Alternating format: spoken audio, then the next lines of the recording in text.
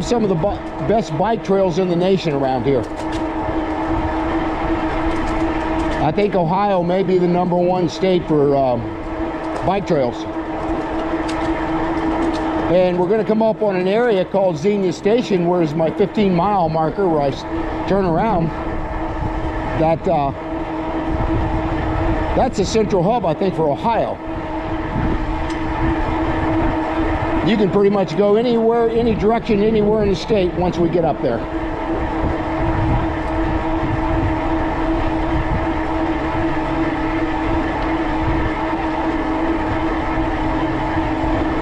As you can see, I'm riding through these stop signs. Almost all bikers do. We're supposed to stop, but we don't.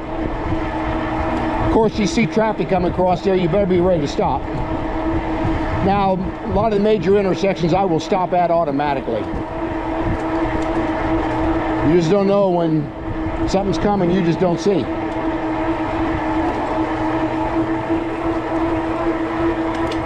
And as far as safety equipment to carry on a bike, I want to go over that a little bit.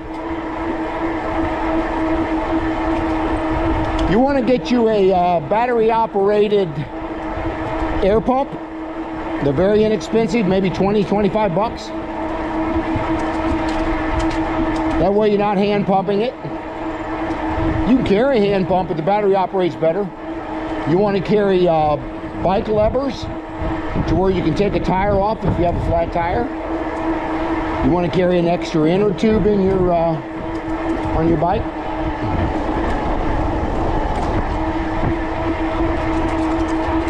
And you want to carry a little patch kit if you can.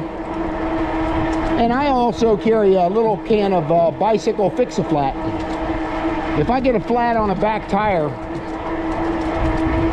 it's always more difficult to change that tire than it is the front tire, obviously. You got the hub motor and everything else you got to deal with. Where most front tires are quick connects where you can just take them off the bike and change the tire.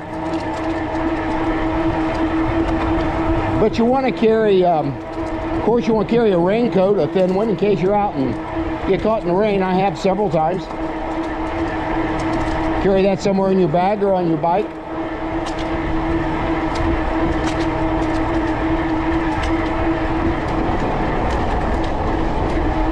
You always want to carry your cell phone.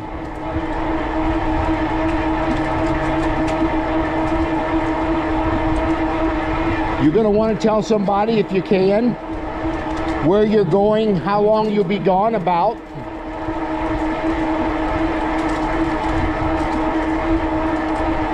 And about when you'll be back. I mean, for the most part, bike trails are pretty safe. But you get them occasional stories you'll see online where somebody gets attacked on the bike trail.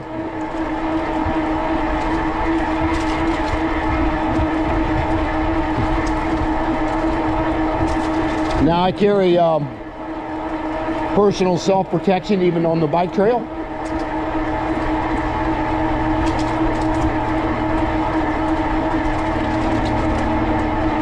And you want to stay hydrated, so you want to carry plenty of water. I only carry coffee, believe it or not. I don't normally get thirsty on the bike trail, but coming up on a intersection that you got to be real careful on here. It goes back at an angle you really can't see. That's one of those you will stop at. And if you got somewhere on your bike, you want to carry a couple of small first aid items like bandages and gauze and tape. You just never know when you need it. So I encourage you to carry that stuff too. So if you can carry a bike bag on your rear tire on a bike rack, or panniers that you can go over a bike rack, you can carry quite a bit of stuff. Now, of course, the more you carry, the more weight it puts on your bike. So if you got an e-bike, it's not too much of an issue. But if you've got a regular 10-speed bike and you're riding, you got to have a place to put all this stuff.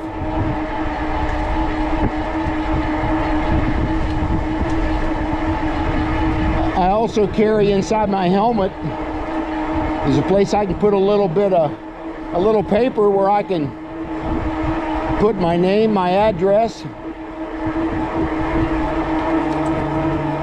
my medical record as far as allergies. I can carry all that right in my bike helmet. So first aid medics know to look inside the helmet for that information. That's just a little bit, tidbit about some of the stuff you can carry.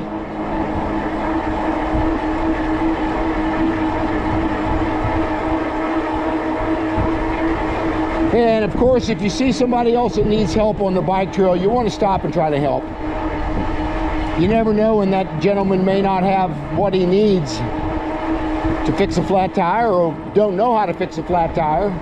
So some of the things you'll want to look for on the bike trail. Again, not many people. I think it just passed the first bike here a while ago, and I've already come almost 14 miles, and I've only seen 1 or 2 bikes off so far. I'm gonna go ahead and bump this up to pedal assist 4, which is called high, and that'll get me up to about 21 to 22 mile an hour, and I'll ride that the last 2.5 miles here. So I'm gonna get ready to bump that up, and I'll show you the speed increase here. Okay, this is again called high, and as you can see, the battery and the hub motor's picking up speed here, where I'm at almost 23 mile an hour, and I'll use that probably as an average.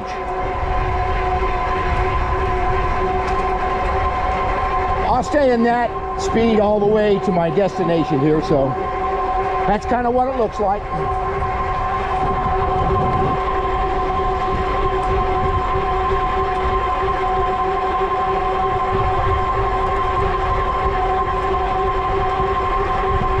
Up to about 24 mile an hour. Down to about 68% on the battery. That's pretty good.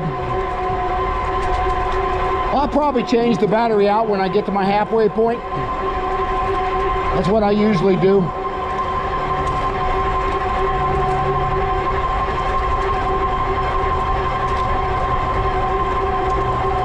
Now the noise you hear on the bike, that is the hub motor.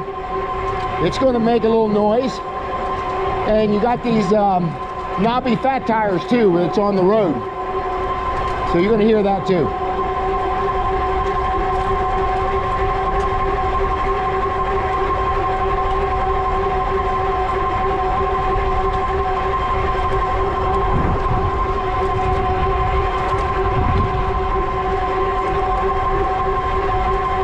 Got a couple bikers coming here.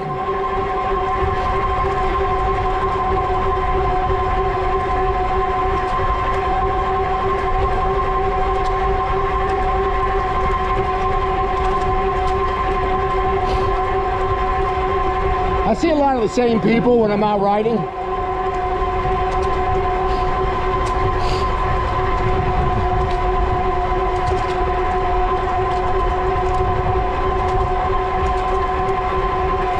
But I encourage anybody that, you know, they're getting older, and like I said, I'll be 71 in November, and this 30 miles is really easy to do anymore. And like I said, I burn anywhere from 1,000 to 1,300 calories on a ride, on a 30-mile ride. So for them naysayers say you're not exercising, you are exercising. You're turning those pedals. Another little intersection up here, got to slow down at.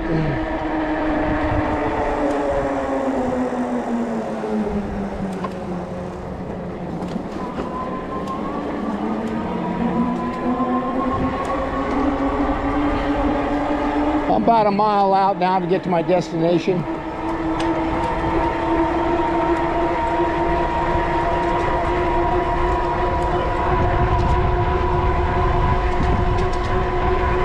And I've been about 47 minutes right now. I usually do 50 to 55 minutes to do 15 miles.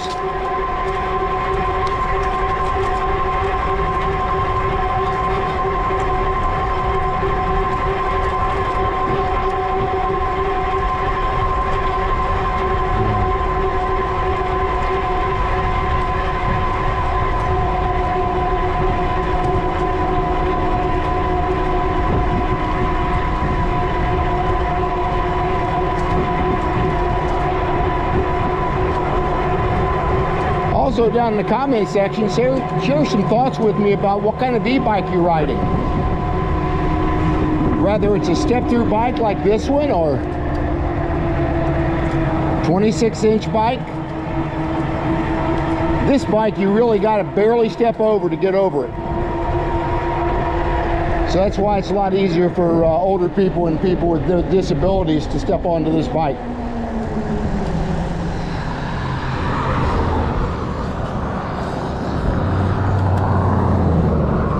Like 3 little intersections I got to cross here.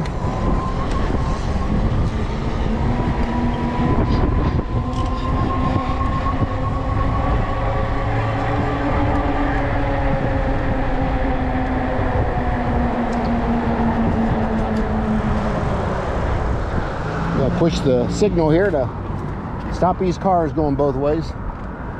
As you can see, they're paying attention to stop.